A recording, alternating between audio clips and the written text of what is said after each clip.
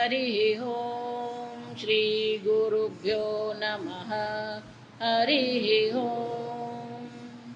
ॐ पार्थाय प्रतिबोधितां भगवता नारायणेन स्वयं व्यासेन ग्रथितां पुराणमुनिना मध्ये महाभारतम् अद्वैतामृतवर्षिणीं भगवतीम् अष्टादशाध्यायिनीम् अम्ब त्वामनुसन्दधामि भगवद्गीते भवद्वेषिणीम् नमोऽस्तु ते व्यासविशालबुद्धे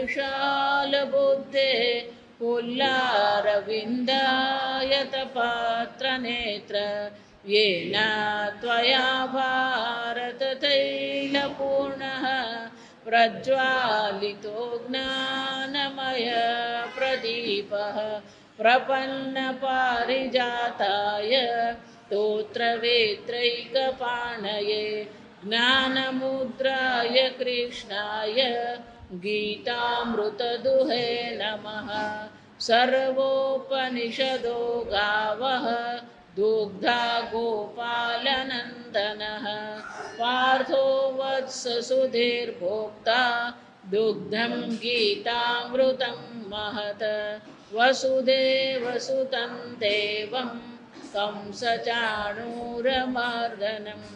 देवकी परमानन्दं कृष्णं वन्दे जगद्गुरुं भीष्मद्रोणतथा जयद्रथजला गान्धारनीलोत्पला शल्यग्राहवती कृपेण वहने कर्णेन वेलाकुला अश्वत्थामविकर्णघोरमकरा दुर्योधनावर्तिनी सोत्तीर्णा खलु पाण्डवैरणनदी कैवर्तकः केशवः पाराशर्यवचः सरोजममलं गीतार्थगन्धोत्कटं नानाख्यानककेसरं हरिकथा सम्बोधनाबोधितं लोके सज्जनषट्पदैरहरः पेपीयमानं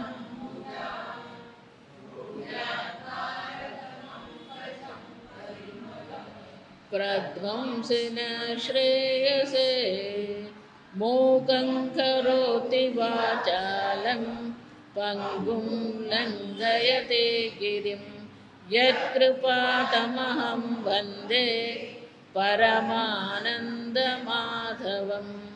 यं ब्रह्मा वरुणेन्द्ररुद्रमरुतः स्तुन्वन्ति दिव्यैस्तवैः वेदैः साङ्गपदः क्रमोपनिषदैः गायन्ति यं सामगाः ध्यानावस्थिततद्गतेन मनसा पश्यन्ति यं योगिनः यस्यान्तन्न विदुःसुरासुरगणाः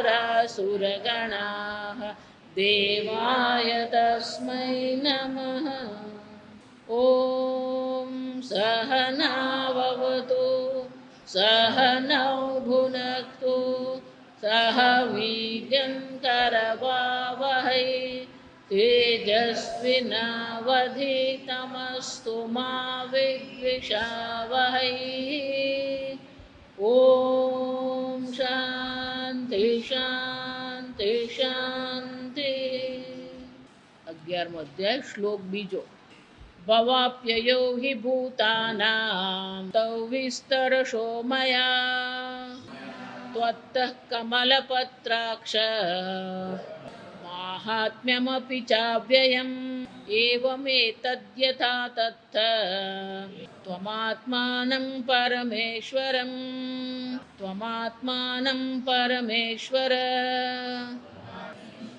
द्रष्टुमिच्छामि ते रूपम्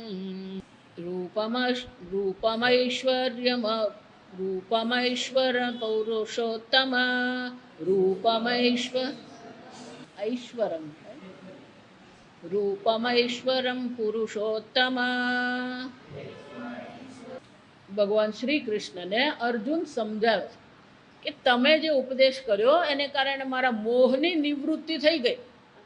હું તમને એક સામાન્ય મનુષ્ય જાણતો હતો, સમજતો હતો, હવે મને સમજાઈ ગયું તમે આ જગતના ઈશ્વર છો. તમારા વચન પર, તમારા ઉપદેશ પર પણ મને શ્રદ્ધા છે. અને તમે જ મને સમજાવ્યું ભવાપ્યયો હિ ભૂતાનામ. આ સર્વભૂતો જે છે, સર્વ પ્રાણીઓ, સર્વ જળ અને ચેતન પદાર્થો છે, એ સર્વના ભવ એટલે ઉત્પત્તિ, અપ્યય એટલે નાશ. તમે જ આ સંપૂર્ણ જગતની ઉત્પત્તિનું કારણ છો. આ સંપૂર્ણ જગતનો નાશ કરનાર પણ ભગવાન તમે જ છો. એટલું જ નહીં, ભવાપ્યયો હિ ભૂતાનામ શ્રુતૌ. આ બંને વિશે મેં સાંભળ્યું. શ્રુતૌ જાત ઉત્પત્તિ વિશે પણ મેં તમારી પાસે શ્રવણ કર્યું, નાશ વિશે પણ મેં તમારી પાસે શ્રવણ કર્યું. આ બંનેનું. અને એટલું જ નહીં, વિસ્તારશઃ વિસ્તારપૂર્વક તમે મને કહ્યું, અને તમે જે વિસ્તારપૂર્વક મને જણાવ્યું એ સર્વ મેં સાંભળ્યું. એટલું જ નહીં, ત્વત્તઃ કમલપત્રાક્ષ માહાત્મ્યમ અપિ ચાવ્યયમ. તમારો જે અવ્યય મહાત્મ્ય છે, તમારા અવ્યય વિભૂતિઓ છે, તમારો અવ્યય જે મહિમા છે એનું પણ મેં શ્રવણ કર્યું. જો સમજો, આમ અર્જુન ભગવાને કહી રહ્યો છે હવે મને કંઈક સમજાયું કે તમને હું જે રીતે ઓળખું છું એ તમે નથી. તમે તો આ સંપૂર્ણ બ્રહ્માંડના ઉત્પત્તિ કારણ, નાશના કારણ છે. અને આ સંપૂર્ણ જગત એ તમારી વિભૂતિ છે, મહિમા છે. આમ મને સમજાઈ ગયું. એટલે શંકરાચાર્યજી કહે છે ભવઃ ઉત્પત્તિ અપ્યય પ્રલય ભૂતાનામ. સર્વભૂતોની ઉત્પત્તિ, સર્વભૂતોના પ્રલય, તૌ ભવાપ્યયો શ્રુતૌ. આ બંનેનું મેં શું કર્યું? વિસ્તારપૂર્વક. તમે સંક્ષેપમાં કહ્યું જ નથી. જો સમજો, 10મા અધ્યાયમાં પ્રારંભમાં ભગવાને શું કહ્યું? હું તને સંક્ષેપતઃ મારી વિભૂતિઓ જણાવીશ. આમ ભગવાને ભલે કહ્યું હોય સંક્ષેપતઃ, પણ ખરેખર ભગવાને સંક્ષેપતઃ કહ્યું જ નથી. વિસ્તારપૂર્વક જ પોતાની વિભૂતિ જણાવી છે. એટલે શંકરાચાર્યજી કહે છે વિસ્તારશઃ ન સંક્ષેપતઃ. સંક્ષેપમાં નહીં. ભલે ભગવાન તમારા જ્ઞાનની દ્રષ્ટિએ સંક્ષેપ હોય, પણ મારી સમજની દ્રષ્ટિએ તમે જે તમારી વિભૂતિઓ, તમારી મહિમાનું વર્ણન કર્યું એ તો વિસ્તારપૂર્વક જ તમે કર્યું. અને એ બધું મેં શ્રવણ કર્યું. જો સ્વપ્રકાશાત કમલપત્રાક્ષ ત્વત સકાશાત. જો ત્વત એટલે શું છે? તમારી પાસે, તમારા મુખે જ મેં શ્રવણ કર્યું. તમારો જે મહિમા છે, તમારી જે વિભૂતિ છે, તમારા સિવાય બીજું કોણ વર્ણન કરી શકે? કોણ આ જણાવી શકે? જો. અને એટલે ભગવાને કહે છે તમારા મુખે જ મેં આ શ્રવણ કર્યું.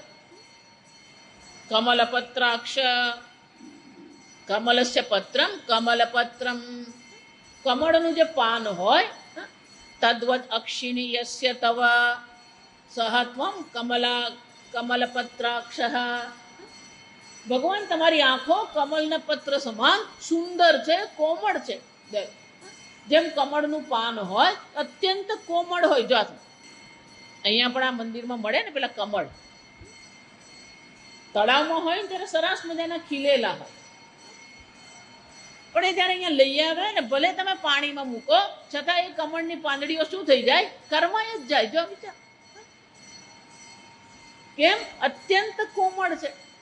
એના સ્થાન પર જ સરસ રીતે રહી શકે.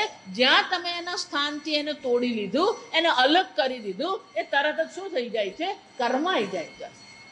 એમ તમારી આંખો પણ કોમળ છે, સુંદર છે. કમલપત્રાક્ષ, હે કમલપત્રાક્ષ, યસ્ય તવ સત્વમ કમલપત્રાક્ષ, હે કમલપત્રાક્ષ, માહાત્મ્યમપિ ચ અવ્યયમ. એટલું જ નહીં, આ તમારું મહાત્મ્ય જે છે, ઉત્પત્તિ અને પ્રલય સર્વભૂતોનું પણ મેં શ્રવણ કર્યું. વિસ્તારપૂર્વક તમે મને કહ્યું, મને તમારો મહિમા પણ તમે વિસ્તારપૂર્વક મને જણાવ્યો. અને એટલે શંકરાચાર્યજી કહે છે અવ્યયમ અક્ષયમ. આ તમારો મહિમા જે છે એનો કોઈ અંત છે જ નહીં. જો એટલે આપણે કહીએ ને, હરિતારા હજાર નામ, કયા નામે લખવી કંકોત્રી. ભગવાનના નામ અનંત છે, ભગવાનની લીલા અનંત છે, ભગવાનના રૂપ અનંત છે. અને એટલે હે ભગવાન, તમે અક્ષય છો, તમારો મહિમા અનંત છે.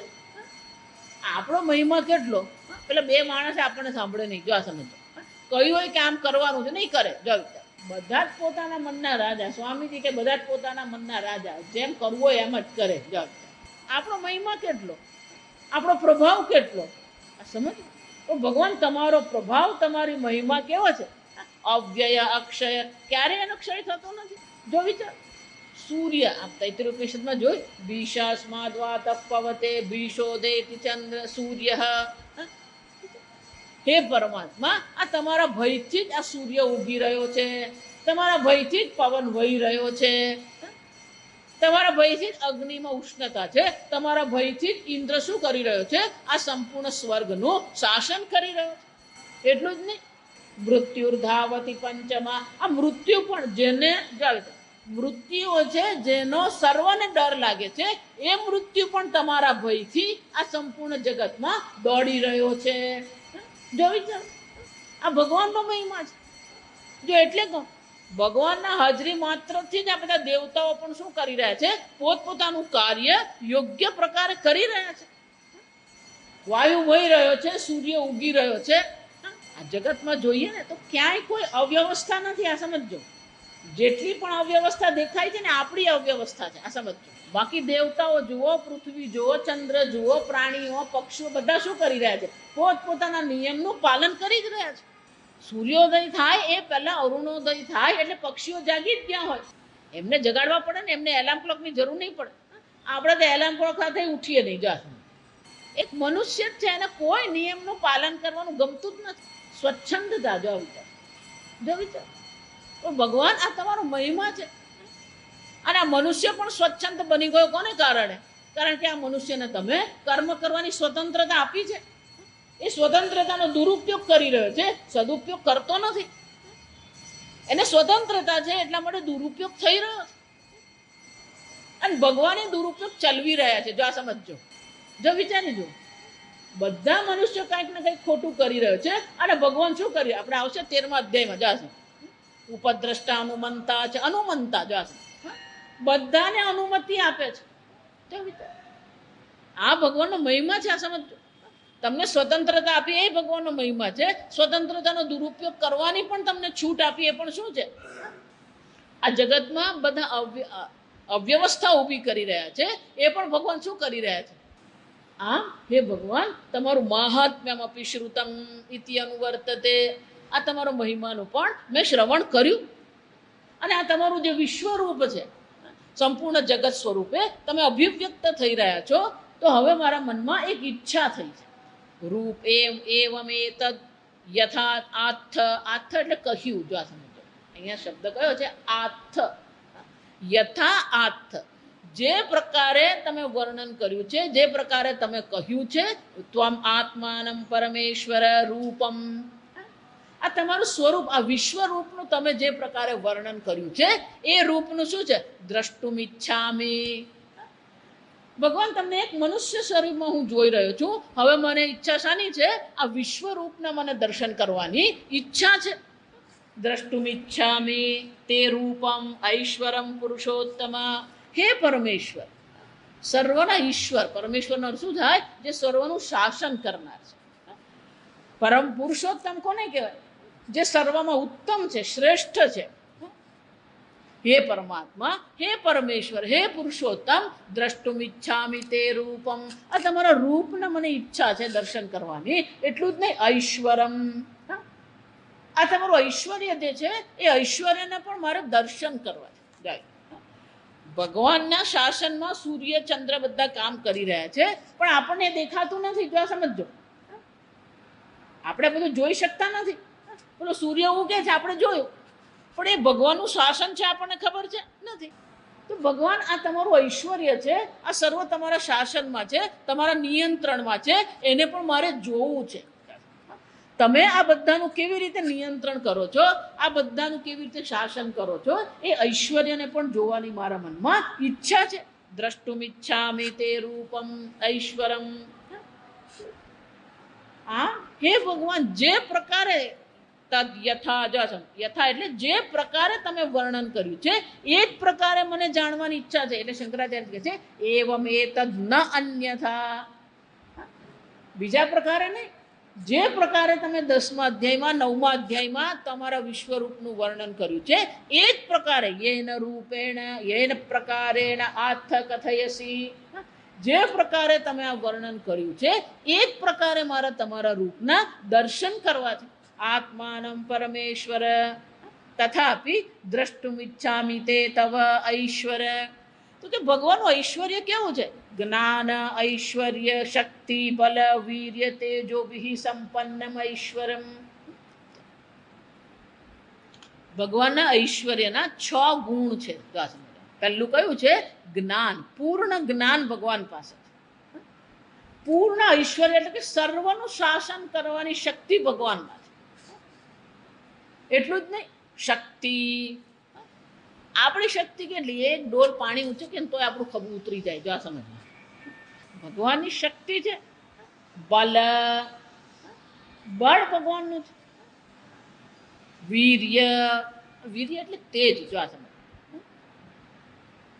પ્રભા, આપણે ગુજરાતીમાં શું કહીએ? આભા પ્રભા આપણે જે કહીએ. ભગવાન આ તમારું તેજ જે છે, તમારી આભા જે છે, તમારું વીર્ય છે, આ સર્વના દર્શન કરવાની મને ઈચ્છા છે.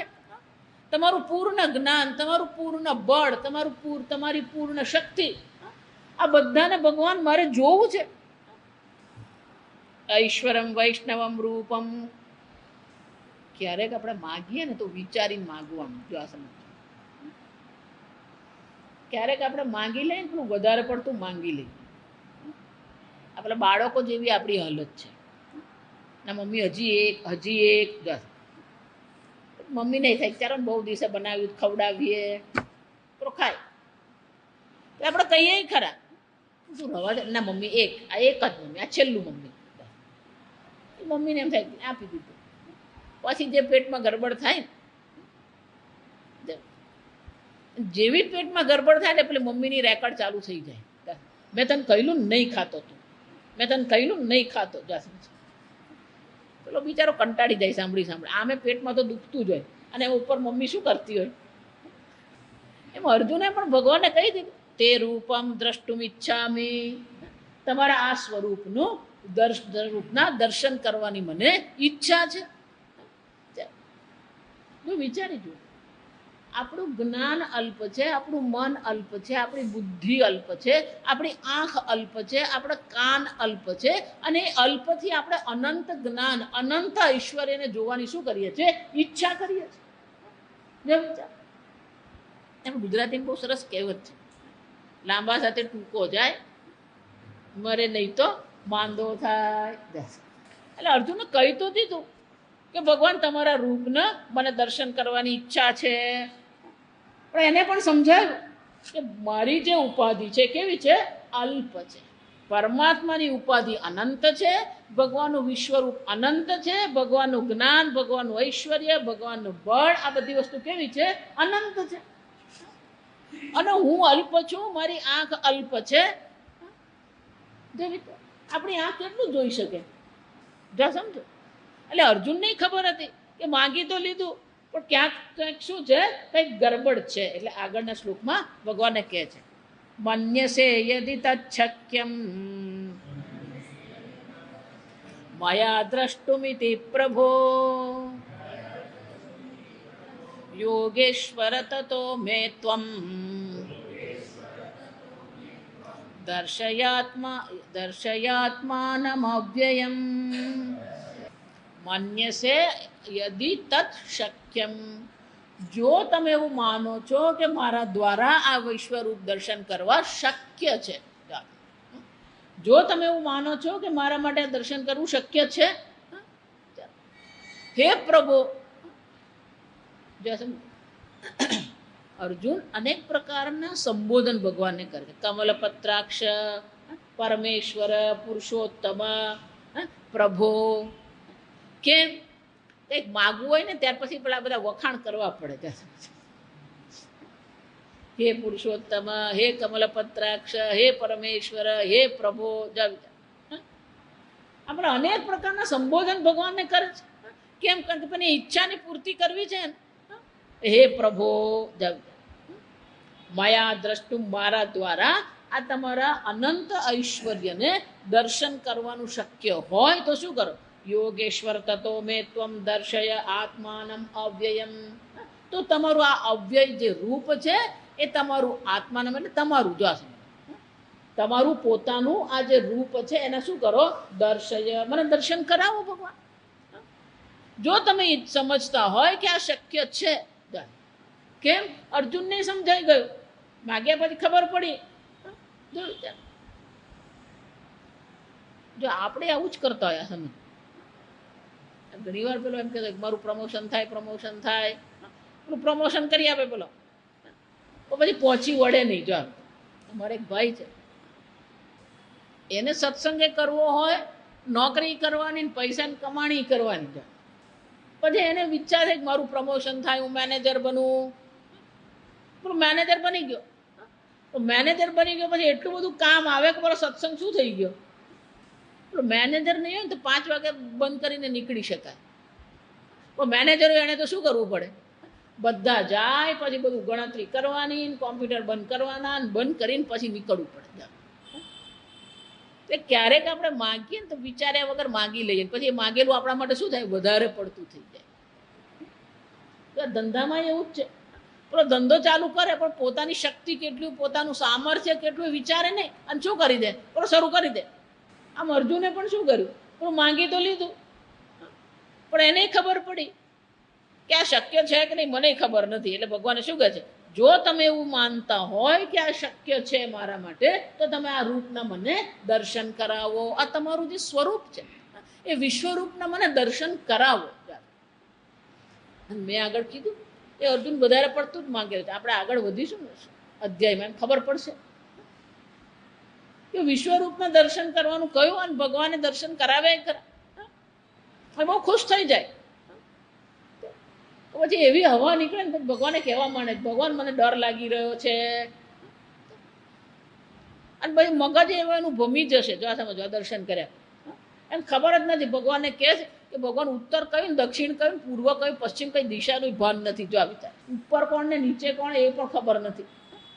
એટલે ભગવાન જ્યારે વિશ્વરૂપના દર્શન કરાવ્યા, અર્જુનને ખબર પડી નહીં આગળ ભગવાન છે કે પાછળ ભગવાન છે, ઉપર ભગવાન છે કે નીચે ભગવાન છે.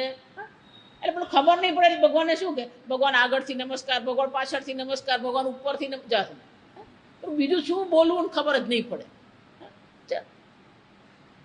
અને ભગવાનને કે છે, અને ભગવાન દયાળુ, માયાળુ, કૃપાળુ. જો આ સમજ, ભગવાનનું જ્ઞાન અનંત છે, ભગવાનની શક્તિ અનંત છે, પણ અનંત શક્તિની સાથે ભગવાન હિંસક નથી. જો આ સમજ, ભગવાન કેવા છે? માયાળુ છે, દયાળુ છે, કૃપાળુ છે.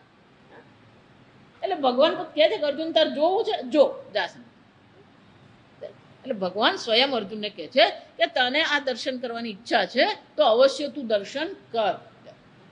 જો આને જ કહેવાય પેલો માગે ને ક્યારેય ના, મારી ભાષામાં કહું તો ક્યારેય કોઈ ના પાડવાની કે આપણે ના પાડીએ એટલે પેલો કઈ સાંભળવાનો છે એવું માનવાનું જ નહીં. ચાલ એને કરવા દેવાનું, કર. એમ ભગવાનને ખબર હતી કે આણે માગ્યું છે વધારે પડતું તો માગેલું જ છે, પણ માગ્યું જ ભગવાન કે લે કર દર્શન. ચાલ એટલે ભગવાન હવે બોલી રહ્યા છે. શ્રી ભગવાન ઉવાચ પશ્ય મે પાર્થ રૂપાણે શતશોથ સહસ્રશઃ નાના વિધાનિ દિવ્યાને નાના વર્ણાકૃતિની ચ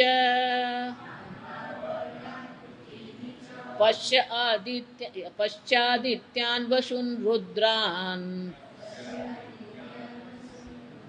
અશ્વિનૌ મરુતસ્તથા બહુન્ય દ્રષ્ટરૂપાણિ પશ્યાશ્ચર્યાણિ ભારત.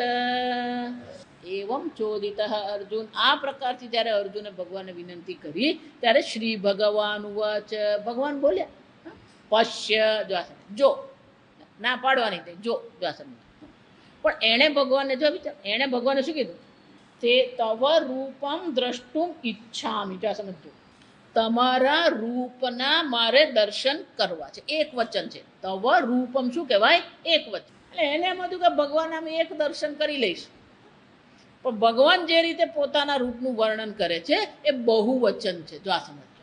પશ્ય મે રૂપાણી પાર્થ, ભગવાન એણે કીધું રૂપમ દ્રષ્ટુમ ઈચ્છામી. ભગવાન શું કહે છે? પશ્ય મે રૂપાણી. અર્જુન, એક રૂપ નથી, અનેક મારા રૂપ છે. એકની અંદર પણ અનેક છે. આ બહુ સમજવા જેવી વસ્તુ છે. જ્યારે આપણે એમ કહીએ ને આ ગુલાબ તો એક કહેવાય, પણ પાંદડી એમ કહીએ તો શું થઈ ગયું? અનેક થઈ ગયું. જો સમજ, પાંદડી એક છે, જો વિચાર, પણ એના કોષ કેવા છે? અનેક છે. તો એક ગુલાબમાં અનેક પાંદડીઓ છે, એક પાંદડીમાં અનેક કોષ છે, અને એક કોષમાં અનેક અંગ ઉપાંગ છે. એનો અર્થ શું થયો? એક રૂપની અંદર પેલું બીજું રૂપ, બીજા રૂપની અંદર પેલું ત્રીજું રૂપ. જાવ, આમ અર્જુન મારું એક રૂપ નથી. પશ્ય મે રૂપાણી, આ અનેક મારા રૂપ, અનેક સ્વરૂપો, અનેક રીતે તું જો અર્જુન. અને એક ને બે નથી, કેવા છે? શતશો અથ સહસ્રશ, સેંકડો અને હજારો. શતશ એટલે શું છે? સેંકડો. અને સહસ્રશ એટલે શું છે? હજારો. અર્જુન, તને એમ હતું કે એક રૂપના તારે દર્શન કરવા છે, પણ એ મારું વિશ્વરૂપ કેવું છે? સેંકડો અને હજારો મારા રૂપ છે અર્જુન. એટલું જ નહીં, એ દરેક રૂપ જે કેવું છે? નાના વિધાની, નાના પ્રકારે, અનેક પ્રકારના છે. દરેક રૂપ પાછું કેવું છે? અલગ અલગ છે. જો સમજો, આપણું આ શરીર જોઈએ ને, આપણું શરીર એ ભગવાનનું વિશ્વરૂપ જ છે. આ સમજો, શરીર એક છે, જો વિચારો, પણ એના અંગ કેવા છે? અનેક અંગો છે, અને દરેક અંગની વિવિધતા છે. દરેક અંગની પોતાની શું છે? વિશેષતાઓ. નાના વિધાનીનો શું થાય? એની પોતાની વિશેષતાઓ છે.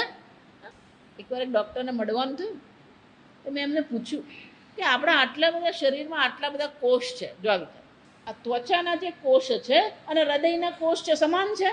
આંખના જે કોષ છે, મગજના જે કોષ છે, પેટના જે કોષ છે, બધા એક સમાન છે? અલગ અલગ પ્રકારના.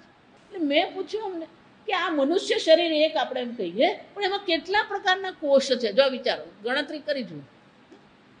254 પ્રકારના કોષો છે આપણા શરીરમાં. વિચાર, નાના વિધાની 254 પ્રકારના કોષો આપણા શરીરમાં છે. બધાનું જીન એક જ છે, રંગસૂત્ર એક જ છે. આ સમજો. પણ એ રંગસૂત્રમાં પેલા હૃદયને માટે જે છે એ એક્ટિવ થયું હોય તો એ કોષ કોનો બને? એ હૃદયનો કોષ બને. એ રંગસૂત્રમાં પેલા મગજ માટેનો જો ડીએનએ એક્ટિવ હોય તો એ કોષ કયો બને? મગજનો કોષ બને. આમ આપણું ડીએનએ રંગસૂત્ર એક જ છે, પણ એની અભિવ્યક્તિ શું થઈ રહી છે? અલગ અલગ પ્રકારે થઈ રહી છે. 254 પ્રકારના કોષ. જો એટલે હું કહું, આપણે મનુષ્ય શરીરને એટલું બધું સામાન્ય ગણીને ચાલીએ છે ને, કોઈ આપણને આની કિંમત જ નથી. આ સમજો, ભગવાને આપણને આ મનુષ્ય શરીર આપ્યું છે, એનું મૂલ્યાંકન આપણે કઈ રીતે કરીએ છીએ? સૌથી વધારે દુરુપયોગ કરતા હોઈએ તો આ શરીરનો જ આપણે દુરુપયોગ કરીએ છીએ. નાના વિધાની, આ દરેક રૂપ પણ પાછા કેવા છે? અનેક પ્રકારના છે. જો વિચારો, શતશઃ અનેકશઃ, સેંકડો અને હજારોનો અર્થ શું થાય? અનેક પ્રકારના મારા રૂપ અર્જુન છે, અને દરેક રૂપ પાછા કહેવાય છે નાના વિધાની, અનેક પ્રકારાણી, અનેક પ્રકારના છે. જો એટલા માટે હું હંમેશા કહું, કોઈ પણ ગીતાનું પુસ્તક તમે લો ને, એમાં પેલા ભગવાનનું વિશ્વરૂપ દર્શનનો પણ ફોટો હોય. જો સાવ નક્કામો ફોટો. આ સમજો, કારણ કે એમાં જે ભગવાનને બતાવ્યા, કયા બતાવ્યા? મનુષ્ય બતાવ્યા. ભગવાન તો શું કહે છે? અનેક પ્રકારથી હું છું. એનો અર્થ શું થયો? જે આપણે વિશ્વરૂપ દર્શનનો ફોટો જોઈએ છે, એમાં તો ખરેખર શું છે? મનુષ્ય જ છે. માથા ગણે છે, હાથ ગણા છે, પગ ગણા છે. અને પેલા માથા પાછા અનેક પ્રકારના હોય. પેલું બકરાનું હોય, ગધેડાનું હોય, ઘોડાનું હોય, બધું જાત જાતનું. પણ હાથ તો માણસના જ છે. હાથ ગધેડાને બનાવ્યા, પગ ગધેડાને ઘોડાને બનાવ્યા નહીં. જો વિચાર, કોકે બનાવ્યું, બધા છાપવા માંડ્યું. જાત એટલું કહું ને, બોલતા બી દીવાના ને સુનતા બી દીવાના. એટલે ભગવાન કહે છે, અર્જુન, આ મારા અનેક રૂપ છે. કેવા છે? નાના વિધાની, નાના પ્રકારાણી, અનેક પ્રકારના મારા રૂપ છે. એક મનુષ્ય જ મારું વિશ્વરૂપ છે એમ નહીં. જો વિચાર, જેમ આપણા શરીરમાં 254 પ્રકારના કોષ છે, એમ ઘોડાના શરીરમાં પણ શું હોવાના? ઘોડાના શરીરને અનુરૂપ અનેક પ્રકારના કોષ હોવાના જ. એટલે ભગવાન કહે છે, અર્જુન, મારું જે વિશ્વરૂપ તું જોવાની ઈચ્છા કરે છે, એ વિશ્વરૂપ તને એમ કે એક જ વિશ્વરૂપ છે, એક નથી, અનેક છે. અને અનેક પણ કેવા છે? અનેક પ્રકારાણી દિવ્યાની. આ બધા દિવ્ય છે. દિવી ભવાની. દિવ્યનો અર્થ શું થાય? 5 ઇન્દ્રિયો દ્વારા જેને જોઈએ ને એ પ્રાકૃત કહેવાય. જો સમજ, જે 5 ઇન્દ્રિયો દ્વારા આપણે જોઈ શકીએ નહીં એવા દિવ્ય રૂપ મારા છે. આ સામાન્ય રૂપ નથી. આપણે તો આ સામાન્ય રૂપે દિવ્ય જ લાગે. આ સમજજો, આ એક મનુષ્ય શરીરને આપણે સમજી શકતા જ નથી. જો આ સ્થૂળ 5 ઇન્દ્રિયો દ્વારા જેને ગ્રહણ કરી શકાય એ વિશ્વને આપણે સમજી શકતા નથી, તો ભગવાનના વિશ્વરૂપને સમજવું તો આપણા માટે શું છે? અશક્ય જ છે. અને એટલે ભગવાન શું કહે છે? દિવ્યાની રૂપાણી. આ દિવ્ય રૂપો છે અર્જુન મારા. તું સમજવાનો પ્રયત્ન કરે પણ એમ કંઈ સમજાઈ જાય એવા નથી. એટલું જ નહીં, અનેક પ્રકારના જ નહીં, નાના વર્ણાકૃતિની છે. વર્ણ એટલે રંગ. જો સમજ, વર્ણનો અર્થ શું થાય? રંગ. આકૃતિ એટલે આકાર. આ મારા જે રૂપ છે બધા કેવા છે? અનેક આકાર છે, અનેક રંગ છે. અને પેલા લાલ હોય ને, પીળા હોય ને, લીલા હોય, અનેક રંગના, અનેક આકારના, અનેક પ્રકારના આ મારા દિવ્ય રૂપો છે અર્જુન. પશ્ય જો. ભગવાન જો એમ તો કહી દીધું, પશ્ય. અને સાથે એ કહી દીધું કે દિવ્ય છે. એનો શું થયો? આ તારી 2 આંખથી તું જોઈ શકવાનો નથી. આ તારા અલ્પ બુદ્ધિથી એને સમજી શકવાનો જ નથી. દિવ્ય રૂપો છે. એટલું જ નહીં, આ મારા રૂપમાં કોણ કોણ છે? અનેક પ્રકારથી એમ કહ્યું, અનેક પ્રકારથી છે, અનેક આકાર છે. તો એ કોણ કોણ છે? પશ્ય આદિત્યાન વસુન રુદ્રાન અશ્વિનવ મરુતસ્તથા. આદિત્યાન, આ પણ એક જ સૂર્ય દેખાય. જો આ સમજ, અને ઉનાળામાં એક સૂર્યના તાપે આપણે સહન નહીં કરી શકીએ. અને ભગવાન શું કહે છે? આદિત્યાન, અનેક પ્રકારના સૂર્યો છે. જો વિચાર, 12 આદિત્ય કહેવાય. આદિત્ય કેટલા છે? 12 આદિત્ય છે. રુદ્રાન, એક રુદ્રને આપણે ઓળખીએ, શંકર ભગવાન. પણ રુદ્ર પણ કેવા છે? 11 રુદ્ર છે. 12 આદિત્ય, 11 રુદ્ર. અશ્વિનવ, 2 અશ્વિનવ. 7 મરુત. મરુત એટલે પવન. 7 પ્રકારના પવન હોય છે.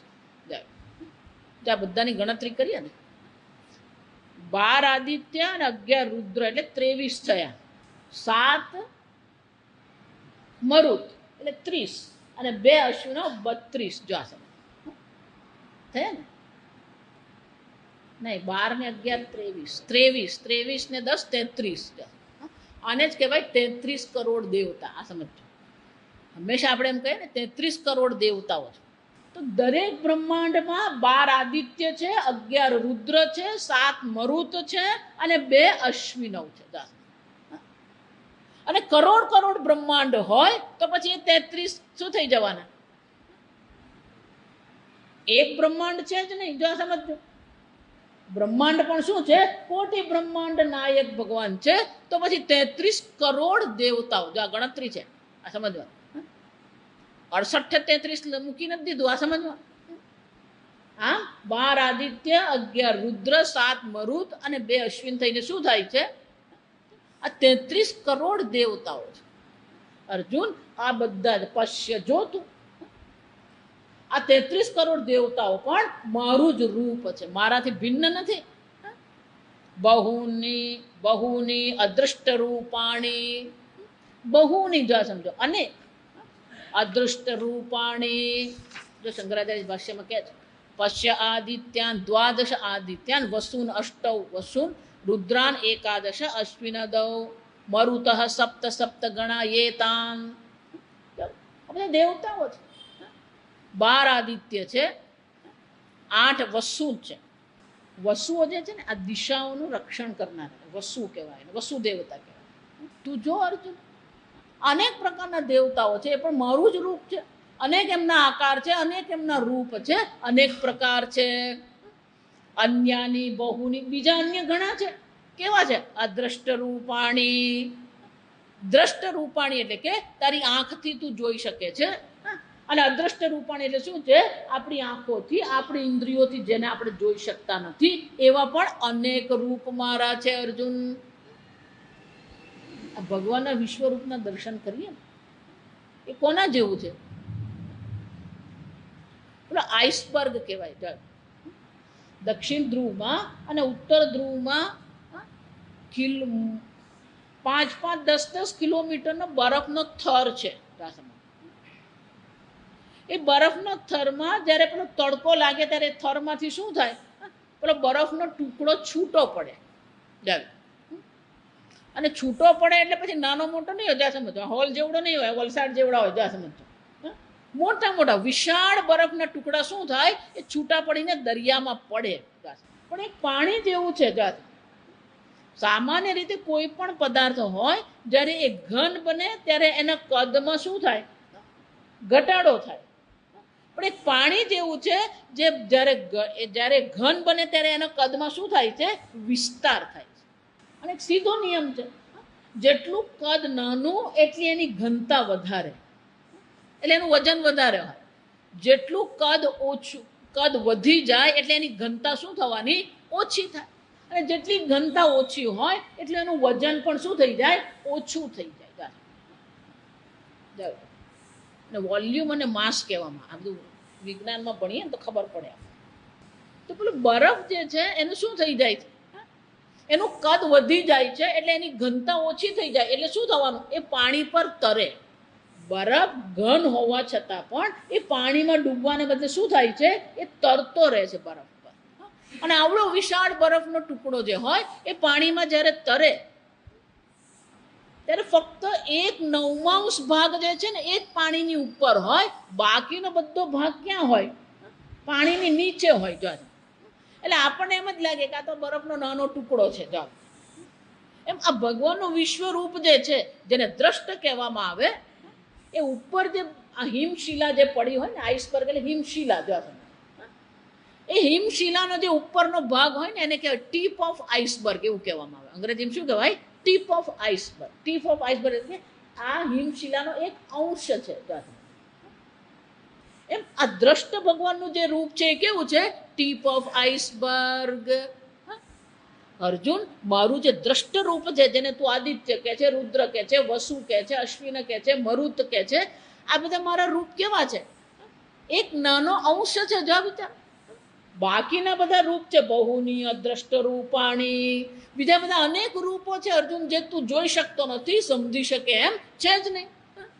એટલે ભગવાન કહે છે બહુની અન્યાની અપી અદ્રષ્ટ રૂપાણી મયા મનુષ્ય લોકે ત્વયા અન્યેન વા કેનચિત પશ્ય આશ્ચર્યાણી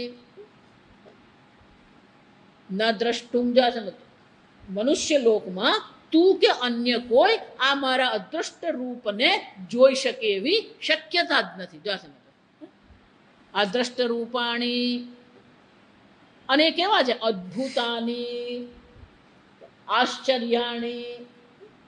અત્યારે વૈજ્ઞાનિકો ભલે આપણે મંગળ પર પહોંચી ગયા સમજો, અને શનિ પર પેલું વાન મોકલી આપ્યું આપણે, પણ દરિયામાં શું છે ને હજી આપણને ખબર જ નથી. દરિયો ક્યાંક ક્યાંક તો 5-10 માઇલ ઊંડો દરિયો છે. એટલે મનુષ્ય તો ત્યાં પહોંચી શકે નહીં, કારણ કે ત્યાં શું થઈ જાય? પેલું પાણીનું દબાણ એટલું બધું થઈ જાય. 10 માઇલ પાણીનું શું થઈ જાય? એટલું દબાણ એનું આવે. એ લોકોએ વિશેષ પ્રકારનું પેલું યાન બનાવ્યું અને પછી દોરડાથી એને શું કર્યું? પેલું નીચે મોકલ્યું. અને જ્યારે એમણે ત્યાં જોયું ને તો આપણને એમ થાય કે 10 માઇલ નીચે એટલે તો સાવ અંધારું હોય. તે કોણ જીવ હોવાના? જો વિચાર. ત્યાં જ્યારે એમણે જોયું તો આશ્ચર્ય થયું. અનેક પ્રકારના જીવજંતુઓ છે, અનેક પ્રકારની માછલીઓ છે, અનેક પ્રકારના શ્રીમ્પ. શ્રીમ્પ એટલે શું? આપણે ગુજરાતીમાં શું કહીએ? એટલું જ નહીં, આપણા જાણીતા નહીં, આપણને ખબર પણ નથી ને એવા આકારના અને એવા પ્રકારના ત્યાં જીવો છે. ત્યાં માછલી છે. જો સમજ, એ માછલીની આંખ પણ છે. એટલે વૈજ્ઞાનિકને નવા એ લાગે કે આટલા અંધારામાં એને આંખને કરવાનું શું? જો વિચાર. ક્યારે ઉપર તો માછલી આવતી જ નથી, નીચે જ રહે છે. આમ એ સમુદ્રનો પટ જે છે નીચે અનેક પ્રકારના જીવજંતુઓ જે આપણે ક્યારે જોયા નથી ને ક્યારે આપણે એની કલ્પના પણ નહીં કરી શકીએ.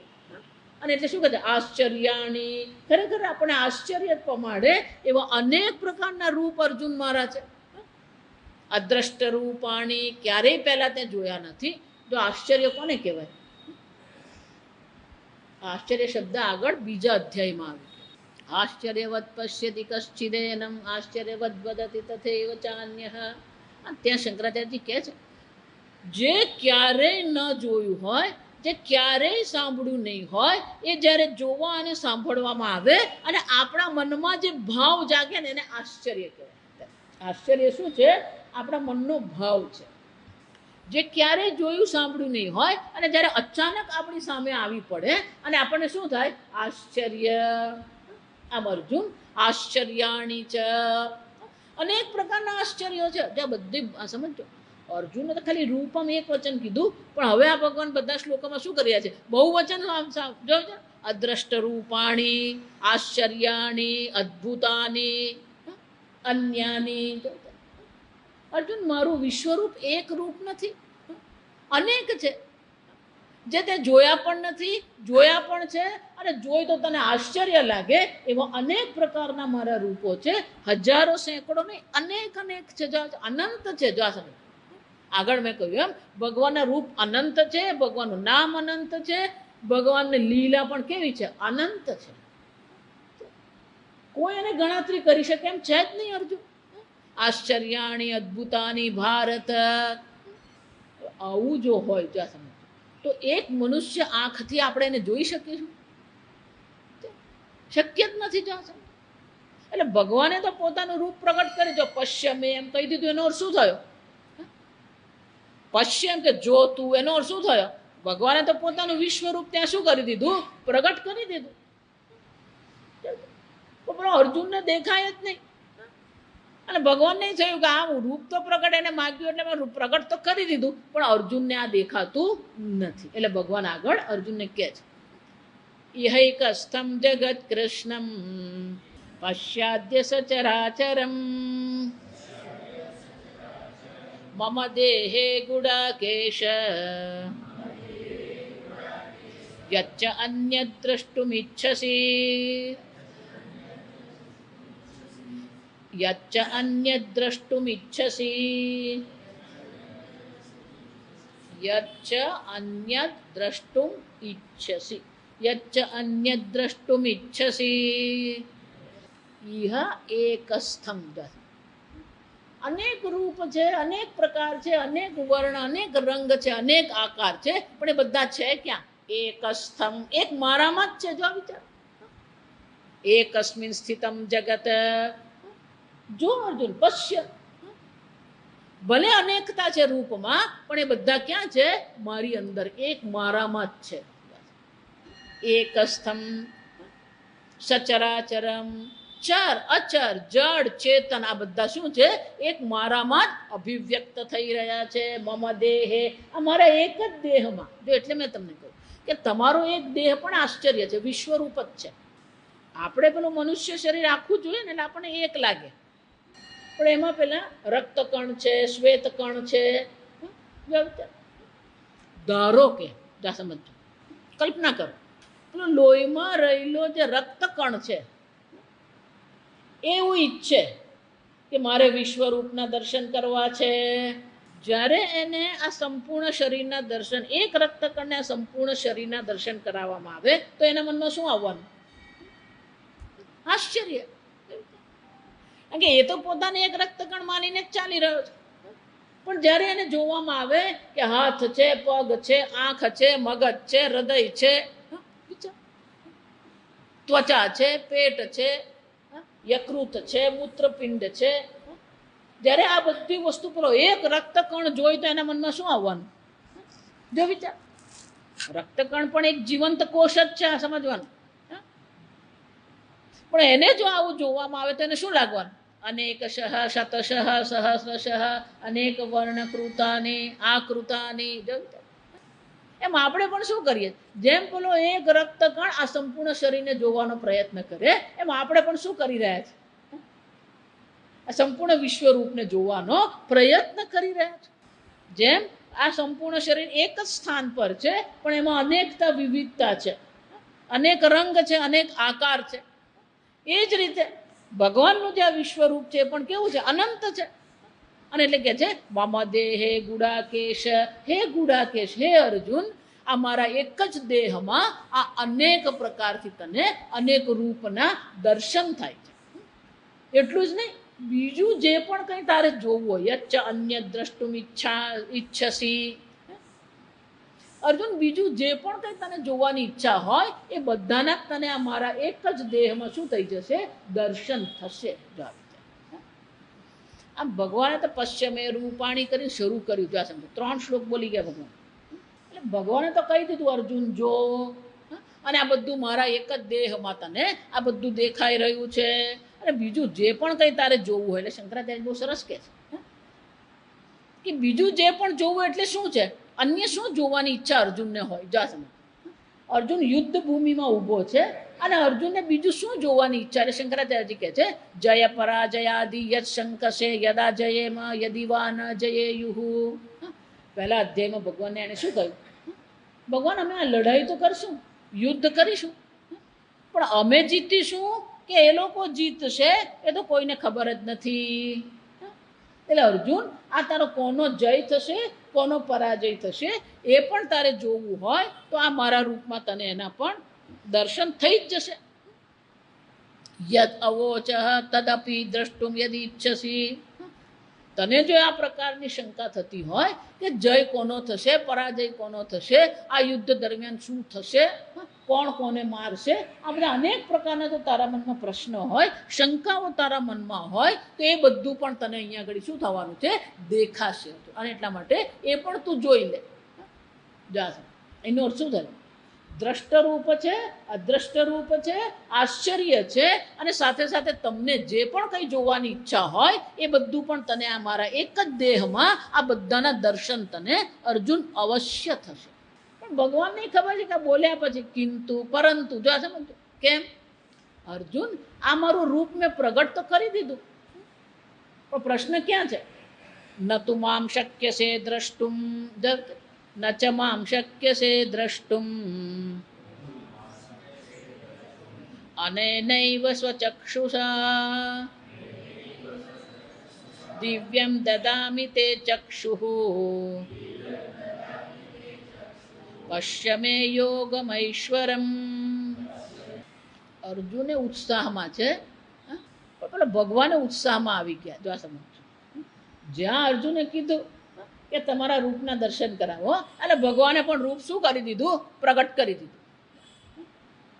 ભગવાને ઉત્સાહમાં, જે આપણે ઉત્સાહી કાર્યકર કહીએ એમ, પેલા ઉત્સાહી કાર્યકરની જેમ ભગવાને પણ શું કરી દીધું, પેલું રૂપ પ્રગટ કરી દીધું. પછી ભગવાને ખબર પડે શું કહે છે, ન તુ મામ શક્ય છે દ્રષ્ટુમ અને નૈવ ચક્ષુષા. અર્જુન તારે આ આંખો વડે આ મારા વિશ્વરૂપના દર્શન કરી શકે એમ છે જ નહીં. તું એ દર્શન કરી શકે એમ છે ના, દ્રષ્ટુમ શક્ય, તારા માટે એ શક્ય છે જ નહીં. કેમ, આ તારા ચર્મચક્ષુ જે છે એ ચર્મચક્ષુ દ્વારા તને મારા વિશ્વરૂપના દર્શન થઈ શકે એવી કોઈ શક્યતા નથી. કેમ, આ પ્રાકૃત સ્વરૂપ, આ પ્રાકૃત ઇન્દ્રિય છે, આ સ્થૂળ ઇન્દ્રિય છે, એનાથી તને આ દિવ્ય રૂપના દર્શન થઈ શકે એવી કોઈ શક્યતા નથી. અને એટલા માટે હું શું કરું, દિવ્યમ દદામિ તે ચક્ષુઃ. હે અર્જુન, હું તને શું કરું છું, આ દિવ્ય ચક્ષુ હું તને આપું. યેન પશ્ય મે યોગમૈશ્વરમ, જે ચક્ષુ દિવ્ય ચક્ષુ દ્વારા તું શું કર, અમારા વિશ્વરૂપના દર્શન કર. એટલે શંકરાચાર્યજી કહે છે ઐશ્વરમ ઈશ્વરસ્ય મમ ઐશ્વરમ યોગમ યોગ શક્તિ અતિશયમ. અમારો જે યોગ છે, જે મારી અતિશય શક્તિ છે, અમારું જે અનંત શક્તિ છે, અનંત રૂપ છે, અનંત જે ભગવાન કહે છે આકૃતિઓ જે છે, એ બધાના દર્શન તને કોનાથી થશે, અમારા દિવ્ય તને આપું છું એ દિવ્ય ચક્ષુથી જ તને થઈ શકશે. આમ ભગવાનને પણ ખ્યાલ આવી ગયો કે વિશ્વરૂપને પ્રગટ તો કરી દીધું, પણ અર્જુન પોતાના ચર્મચક્ષુથી એના દર્શન કરી શકે એમ નથી, અને એટલા માટે ભગવાને શું કર્યું, એને દિવ્ય ચક્ષુ આપ્યા. ભગવાને દિવ્ય ચક્ષુ તો આપ્યા, જ્યાં સમજો, અને અર્જુને દર્શન પણ કર્યા. તો પછી શું થયું આપણે આવતીકાલે. ઓમ સ્વસ્તિ પ્રજાભ્ય પરિપાલયન્તામ દેશોऽયં શોભરહિતઃ બ્રાહ્મણા સંતુ નિર્ભયાઃ. ઓમ સર્વેષાં સ્વસ્તિર્ભવતુ સર્વેષાં શાંતિ પૂર્ણં ભવતુ સર્વેષાં મંગલં ભવતુ સર્વે ભવन्तુ સુખિનઃ સર્વે સन्तુ નિરામયાઃ સર્વે ભદ્રાણિ પશ્યन्तુ મા કશ્ચિદ દુઃખભાગ ભવેत्. અસતો મા સદ્ગમય તમસો મા જ્યોતિર્ગમય મૃત્યોર્મા અમૃતંગમય. ઓમ પૂર્ણમદઃ પૂર્ણમિદં પૂર્ણાત પૂર્ણમુદચ્યતે પૂર્ણસ્ય પૂર્ણમાદાય પૂર્ણમેવાવશિષ્યતે. ઓમ શાંતિ શાંતિ શાંતિ. હરિ ઓમ શ્રી ગુરુભ્યો નમઃ. હરિ ઓમ.